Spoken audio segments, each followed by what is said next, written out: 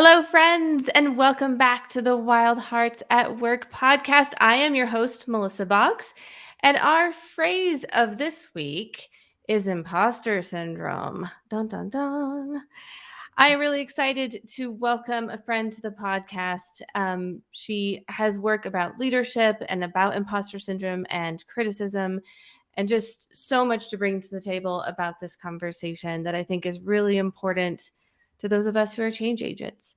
So, welcome to the podcast, Bribiesca-Hedin. Thank you. Hi, Melissa. Hi, Wild Hearts. So good to be with you today. This is so great. Thank you for coming. Why don't you just first introduce yourself to our listeners? Tell them what you're all about. Absolutely. As Melissa said, I'm Bribiesca-Hedin. I'm an executive and leadership coach, and really, I'm a leadership development coach, is the way I like to think about it. And I work with accomplished professional, primarily women who want to become influential, sought after leaders, but they don't want to do it at the cost of overworking, people pleasing, or selling their souls. So it's a lot of fun. It's very driven by values and kind of what speaks to your heart, which is why I love the Wild Hearts connection. And I do that through both one-on-one coaching, group coaching, and now more recently, and when we talked before, my leadership confidence intensive weekend that I just launched and was fabulously successful. So we're doing it again. Yay! That's so exciting. I heard the angels sing when you talked about like values-based coaching and, listening to your heart and to your soul, because anyone who's been listening to this podcast for a while knows that's what I'm all about too. So, did we just become best friends? Yes, I think so.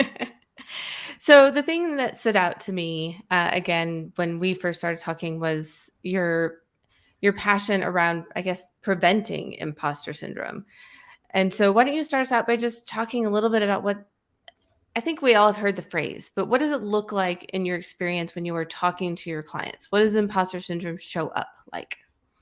Yeah. And, imposter syndrome, I like to think of it as, in a nutshell, it is believing that you're not enough, even though for what you already have.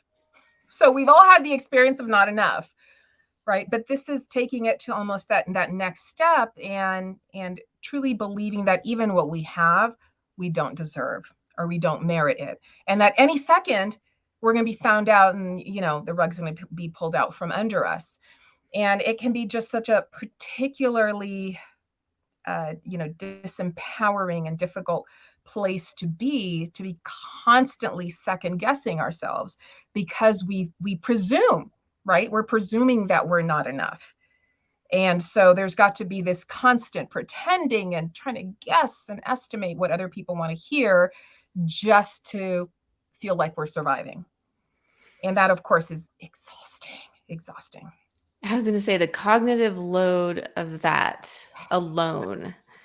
It sounds like it could almost like create a self-perpetuating cycle, because if you're spending so much time focusing on, guessing and estimating and all of that, you're spending load on that. Do you see that? Do you think that's true? Oh my God, absolutely. Yeah, absolutely. Imagine, sit back for a second and even, think of yourself in your job and some challenging aspect of your job.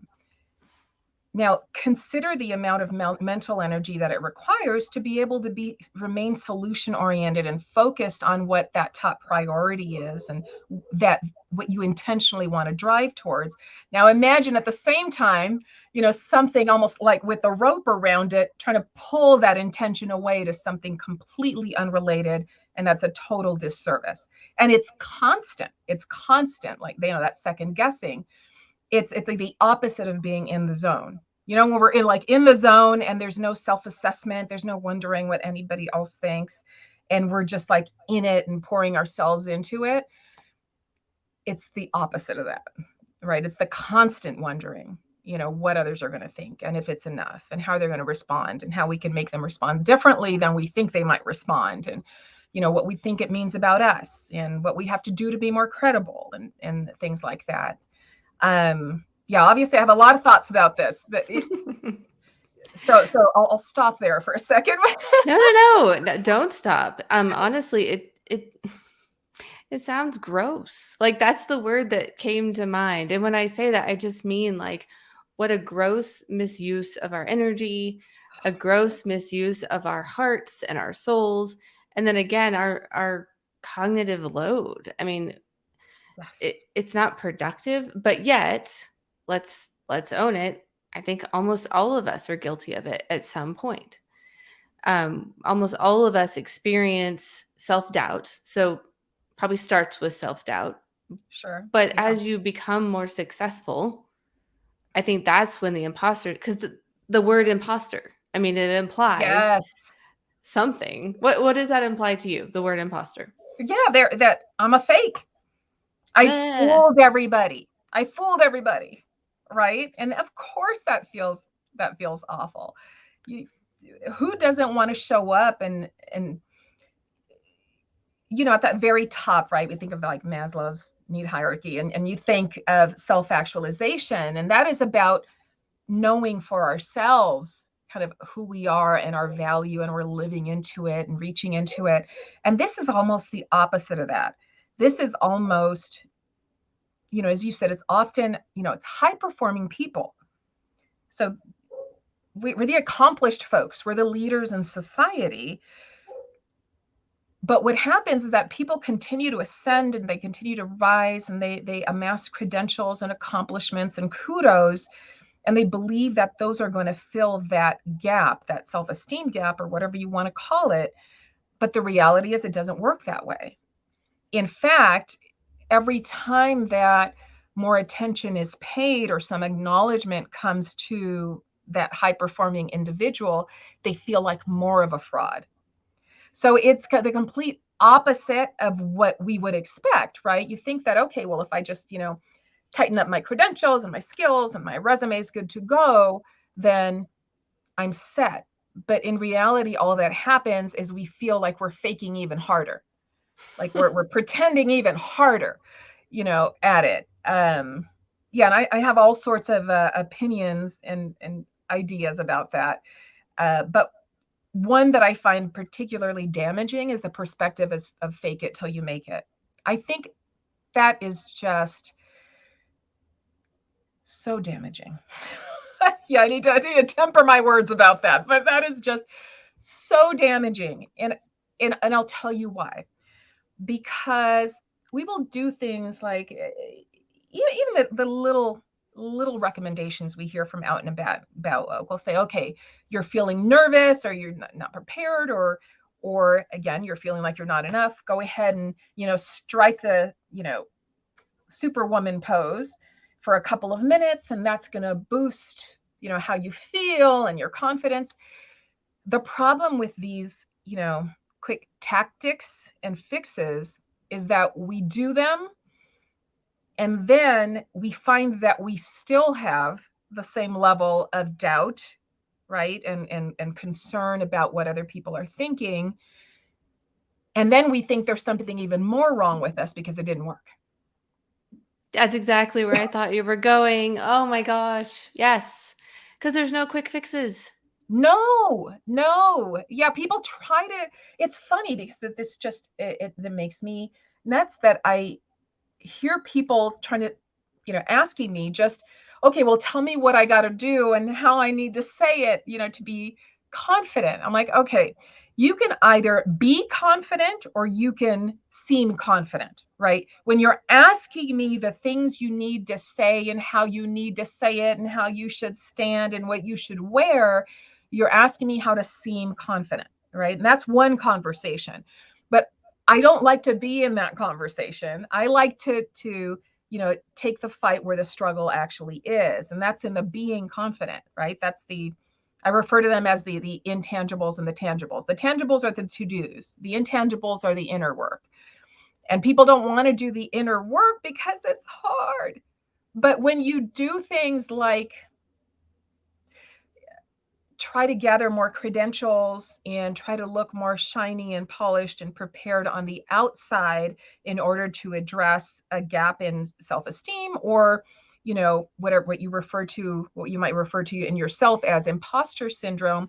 I kind of liken that to like you accidentally dropped your keys in the garage, but you decide you're going to go look for them in the driveway because the lighting is better.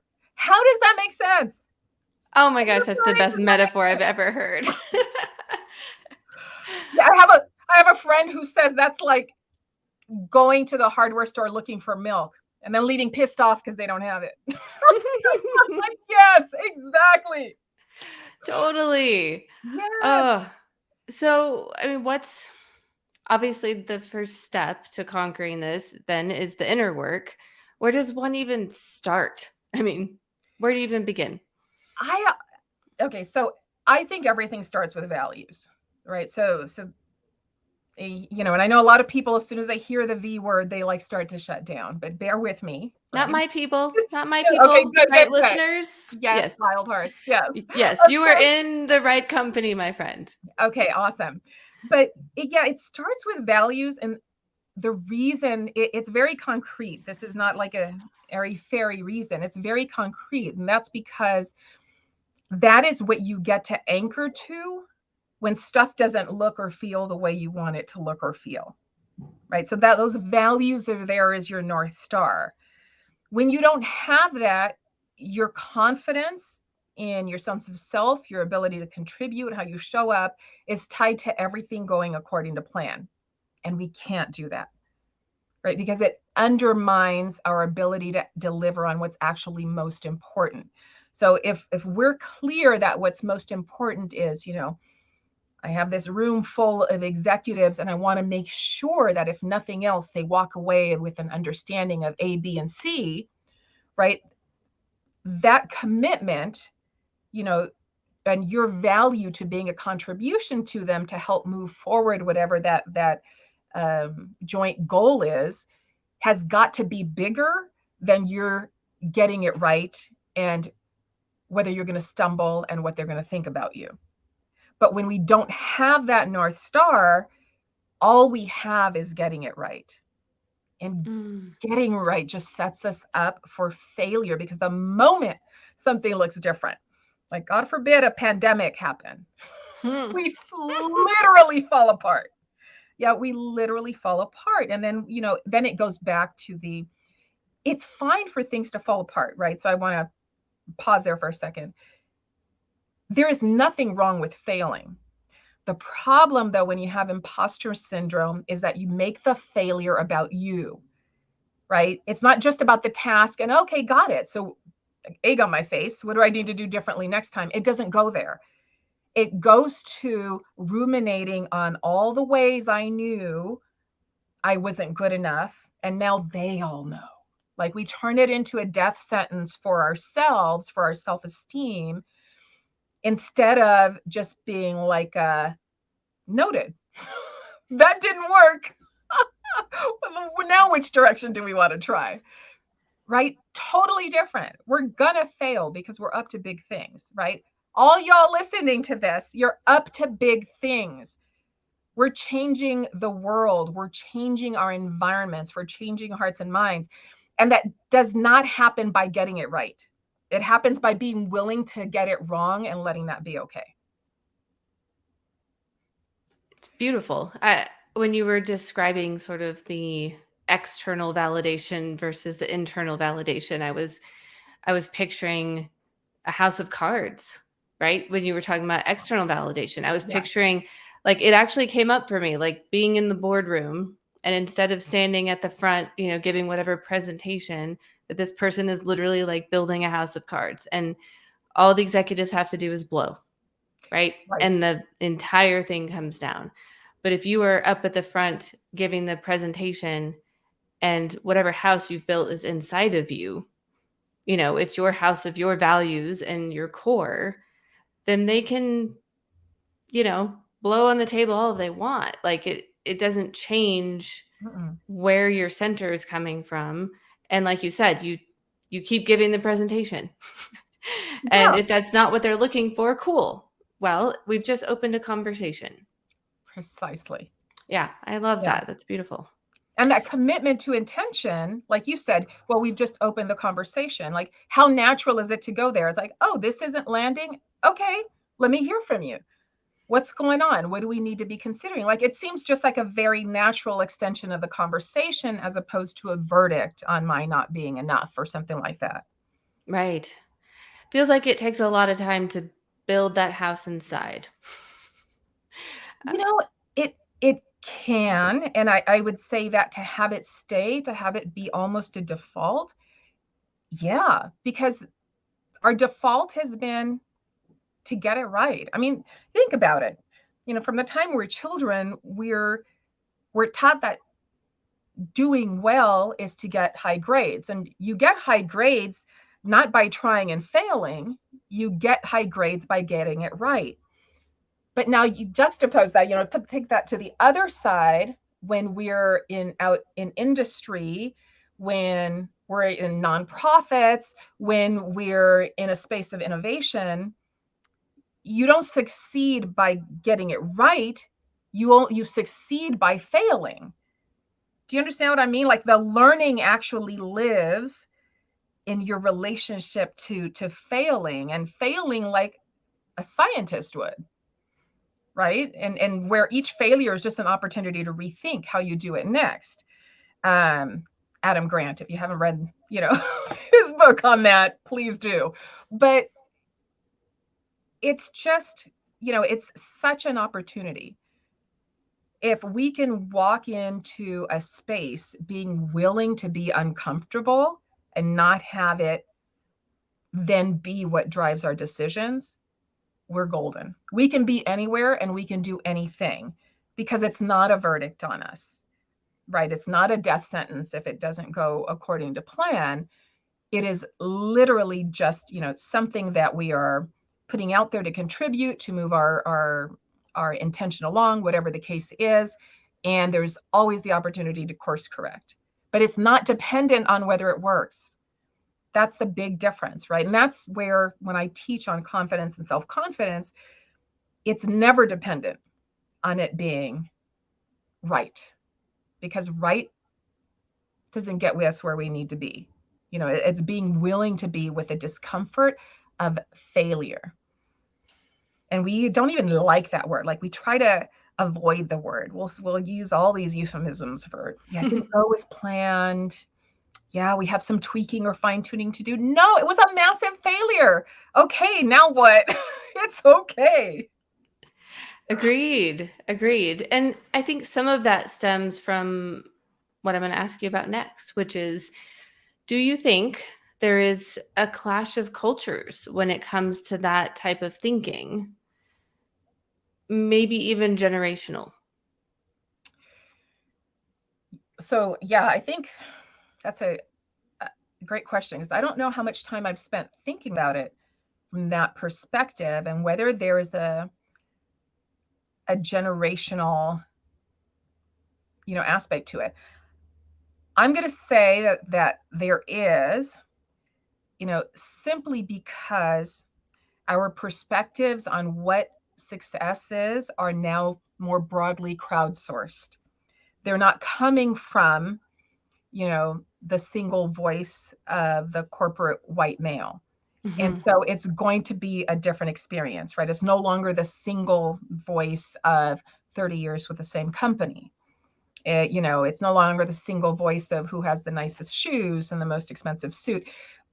I do believe we're shifting and accelerating that evolution. And yeah, I would say there's something generational there. While I see it at every level, and I see, very young professionals or executives who are more driven by ego than their more experienced counterparts. I also see, the opposite, the more experienced senior leaders who are absolutely driven by purpose, who are absolutely driven by, okay, but what is the outcome we're really trying to create? Not, I screwed up and who can I blame this on? I agree. I just, when you were describing how we didn't have to be We didn't have to be looking to external validation, and we didn't have to be perfect all the time. I couldn't help but think that there are pieces of our system, and the system being, sort of this global work system, that are actually dependent upon that. They're actually dependent upon us staying in our place and, trying to be perfect and trying to, depend on that external validation. And I'm not even saying that it's maleficent, meaning sometimes leaders don't even recognize that they're doing that. But this is where some of our listeners are trying to challenge that system. No, I don't need that external validation. I have this values driven validation, and are running into, oh, wait, the system wants me to be that way. As a system, again, maybe not individual people, but as a system. I think so. I think there's something to that. Sorry if I cut you off. No, not at all. Yeah, Yeah, no, I'm curious what you think. I think there's absolutely something to that. And actually, as you were speaking, reminded me of, an experience I had. Now, this is probably 15 years ago, right? But I was, newer in this organization, heading up, for all intents and purposes, it was probably the highest profile initiative in this part of the organization. And so it was a lot of fun. I loved it. I was kind of kicking ass. And Yay. so I reached out to a senior executive over that initiative. The gentleman was the sponsor, the executive sponsor for it. And because I was told that he was just a great mentor, great when you want career advice and stuff like that. And I thought, okay, that's awesome. Yeah, I'll reach out to him. And I did, and we met, and I let him know what I was interested in, that I wanted to do more of this type of work. I wanted to lean into the strategy and the whole leadership development side of things and things like that. And then he sat back and said, people always come to me saying, I'd like to do this or I'd like to do that. But sometimes they're already exactly where they need to be. Oh, no. Mm-mm. Oh, hell no. What did you say to that man? 100% true. It is a full truth. This happened. It took me a second. Like, I think there was like a bit of silence. Like, no, he did not just tell me don't aspire. Did he just tell me don't aspire to more? Is that what but I just kind of took it and I said, okay, well, thanks. I don't know. We wrapped up the conversation. Next day I dropped off a quickly. Yeah. And I thought, this is how right, that not every piece of advice is looking out for your best interest. Mm-hmm. So we just need to be, so aware, because as you said, the systems are in place. Now, again, he was the senior executive sponsor on this very large, very high profile piece. It was insanely successful. And like it or not, I was a cog that if you removed me, there was a tremendous amount of risk, right? To replace. And so, of course, I understand the idea of my leaving was going to, kind of turn the alarms on and override anything having to do with my best interests, because it was the best interest of that system that he had in mind. Right. Oh, right. I'm mad at him, and it was 15 years ago. Well, this is really funny,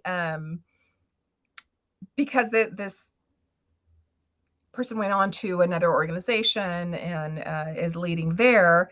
And then I just got a call literally within the last couple of weeks from their organization to speak for International Women's Day. So I just wanted to let you know that things turn around. That's good. There's hope. There's hope. But yes, there definitely is a system at work and self-interest at work, and it doesn't always line up with your best interest, with our best interest. Right. When you said, not every piece of advice you receive can you, sort of take. It reminded me, I'm not going to quote it perfectly, but Brene Brown says something about not taking every piece of criticism or piece of feedback you're given and holding it close to your heart. And that's always resonated with me. She said, you don't have to again, paraphrasing, but you don't have to snuggle it. You don't have to hold it close to your heart. Sometimes you can just step right over it. Yeah. And I know, again, criticism is something that you speak about and you work with your clients about. So let's go down that road for a minute. Like, how do you sort of decipher what you should hold close to your heart or what you should step over, and what do you do with it? Yeah. Criticism can be a little bit of a beast. There are a couple of, when it comes to criticism, it hits on two things that are incredibly human and that have a way of getting us worked up. One is that human beings don't like to be told what to do. And the second thing is that human beings don't like to be put down. And criticism has a very efficient way of doing both of these in one fell swoop. So it can be particularly disruptive and destructive, but it's funny because we all do it. Like, we criticize when we see behavior in someone else that we wish was different, because that's all it is. It's us criticizing in hopes that that'll help them correct their behavior. Right? According to us. Yes. Those helpful comments we make to others to help them correct their behavior, because their life would be so much better and easier. So, I always do start by helping people understand where criticism is often coming from. Sometimes it really is coming from a place of trying to squash or trying to minimize or derail someone else, but that's not usually where it's coming from. It's usually coming from, I want to see something different than what I'm seeing, and apparently I'm either not clear about it or I have no way of articulating it to you. So then it comes out as criticism. What I recommend when I'm on the receiving end of criticism, and that is especially when it's, let's say, someone or a situation that I can't simply, walk away from, is I like the shopping list approach. I like Ooh. to just say, hold on a second. Yeah, hold on. Let me grab something. I want to make sure that I capture everything that you're saying. Because not only does it allow you to actually capture whatever, however many gripes or points they want to make, so that later on you can decide, you either want to engage with them and look back at them and decide, yeah, this one, yes, that one, no, this one, yes. But when they recognize that you're actually kind of documenting their helpful input, Check. they often tend to be a little more deliberate in it, with what they're saying. Not always, but that often helps. But I like that checklist approach, and just like, taking it as though it's a shopping list and it's very neutral, because you don't need to respond. You can actually just take it and say, okay, so this is what I heard you say. Did I miss anything? Okay, got it. Yeah. Okay. Well, thanks for sharing that. I'm definitely going to give this some consideration, and I need to run. Something to that effect. That's beautiful, though, because one of the things that people get so frustrated about, and can we just call out for a moment? Sometimes we call it giving feedback. Yes, we do. And we're like, what? You can't receive feedback? And I am a huge proponent of having those healthy conversations, but not when it's actually criticism, just camouflaged as feedback. But I digress. But we give this feedback, and then, or this criticism, and then, sorry, we receive this feedback, and we're inevitably placed in a position of feeling or being defensive. And even if we're trying not to be, Yes. we're going to be accused of it. Like, even if, like, the feedback that you're given or the criticism that you're given is actually like a misunderstanding, or the person doesn't have all of the information. I've been in this position with my husband. Like, you're giving me criticism or feedback, but you don't have all the information. But I'm going to come across as being defensive and unable to receive feedback. So I love your approach. Let me just absorb it. And also, for those of us who are introverts, we might need the time to absorb it. We might need the time to internally process and kind of walk through it before we're able to properly respond, if we even need to. So I absolutely love this shopping list approach. So take note, listeners. Yeah. That's one of the recommendations I make. I have this little 30-minute, training. It's actually on my website, on handling criticism with poise and grace. And so it walks you through several of them. And that's one of them. And because I just find it's so simple. It allows you to be there to receive. And again, just as a caveat, this does not mean that I am recommending you stand there and receive when someone is behaving inappropriately, Oh, hell if yes. someone is being abusive Mm-mm.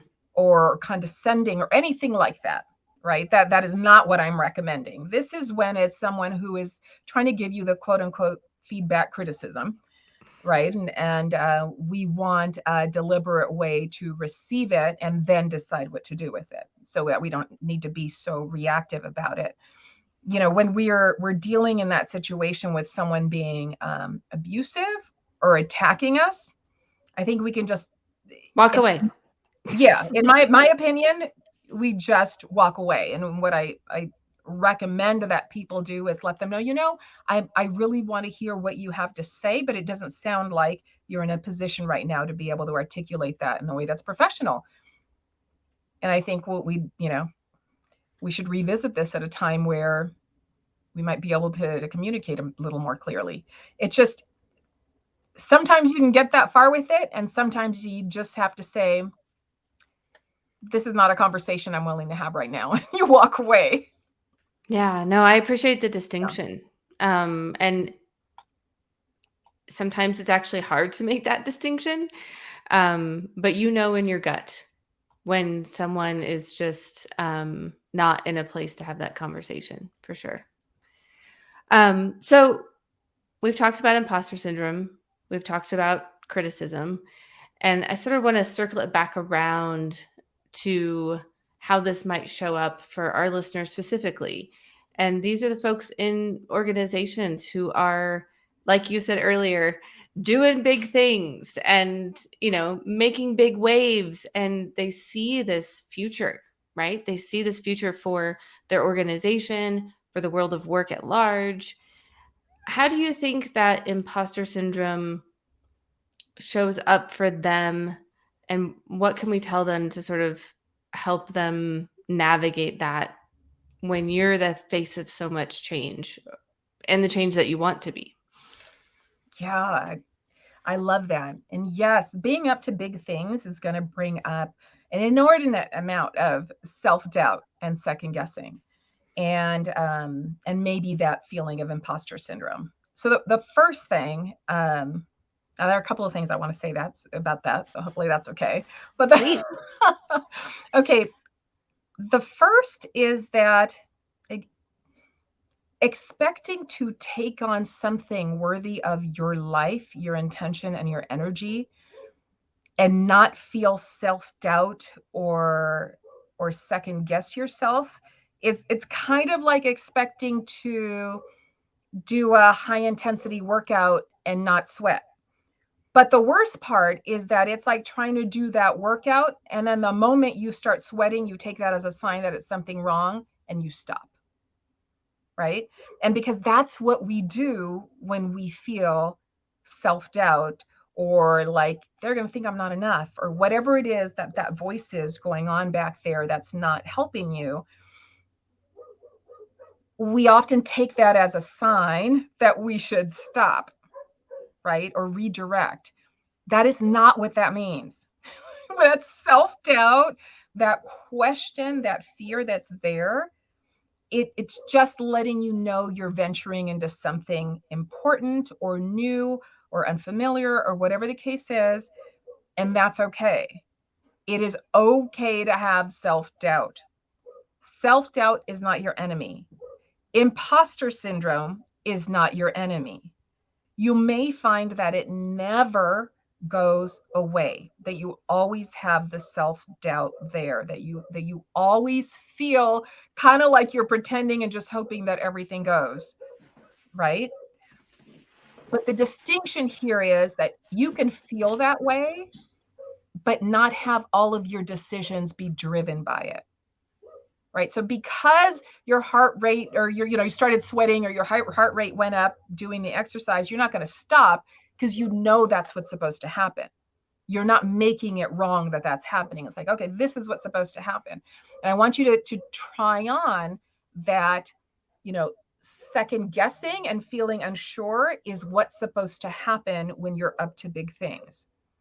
So, the big problem we have is when we make it wrong or we make it mean something it doesn't. It doesn't mean stop. It doesn't mean turn around. It doesn't mean you're doing it wrong. It just means you're up to big things.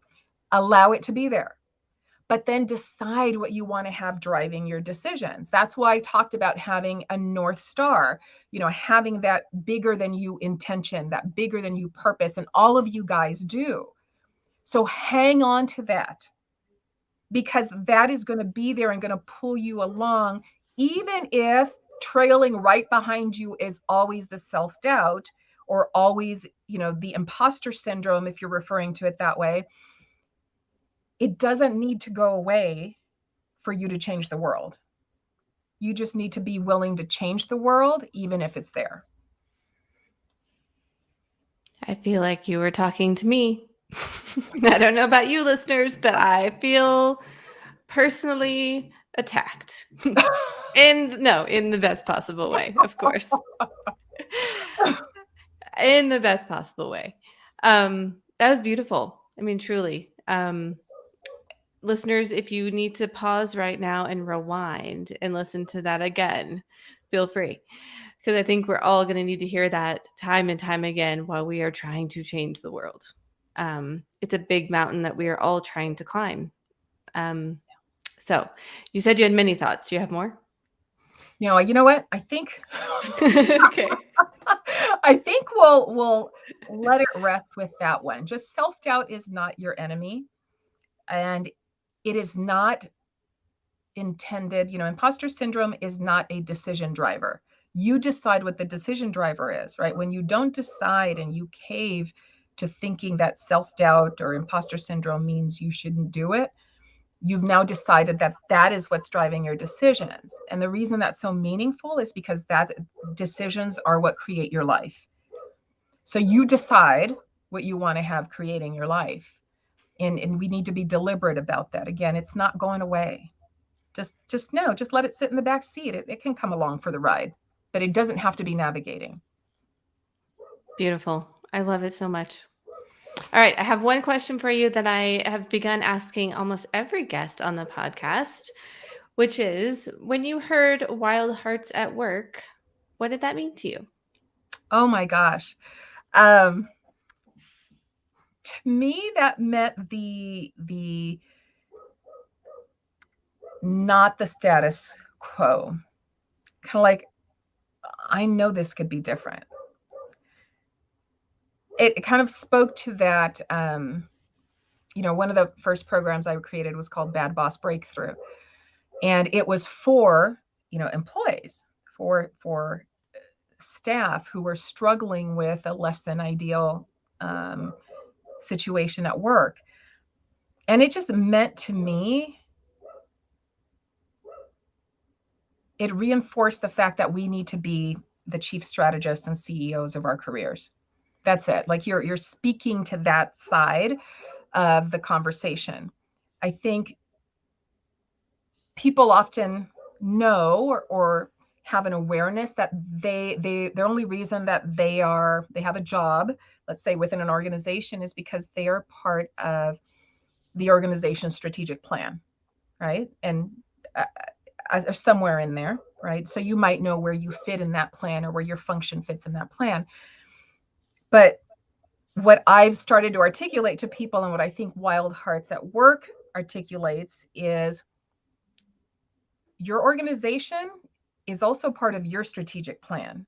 And it's up to you to decide whether and how they fit into that plan. Hell yes. That's yes. all I have to say to that. Hell yes. Amazing. Well, tell us, where can people find you and what do you have coming up? Oh, yeah, definitely. Thank you for asking. So, you guys, I actually have a great resource for you on my website. It's 3 leadership conversations you should be having at work. So, please go ahead and find that. That's one of my current resources. That's at bridgewellpro.com. Again, bridgewellpro.com. Please connect with me on LinkedIn. I try to stay active there, and I'm doing monthly LinkedIn lives in my leadership series. There's actually one. There's one coming up every month. So if you didn't catch the February, definitely catch the March. But I mentioned earlier my leadership confidence intensive, and I've decided it was so successful and the participants got so much value out of it. It also happens to be like the best priced way of working with me in a small group. Uh, and that is coming up in February as well. So I'm going to be offering that probably every month or two because it was so successful. They're limited spaces, but you can find out more on my website. And the reason I love the Leadership Confidence Intensive weekend is because it addresses so many of these pieces. You know, we talk about self-confidence and confidence. We break down imposter syndrome. We talk about managing burnout and what that means. We talk about alignment with values and how to bring that into what you do and who you are. There are just so many good conversations. And then you guys are brilliant. So when we break people out into groups, like everyone's inner coach just kind of surfaces, and just the brilliance that comes from the masterminding that we do over the weekend, it just blew me away. And we're doing that again. So please check the website. I invite you all to look into it for yourselves, for your teams. Just a lot of fun. It's a good weekend, and like I said, I'm still blown away at the response from participants. Awesome. Well, I will definitely put the website in the show notes. So if you are listening and you just want to go click on the link, please do.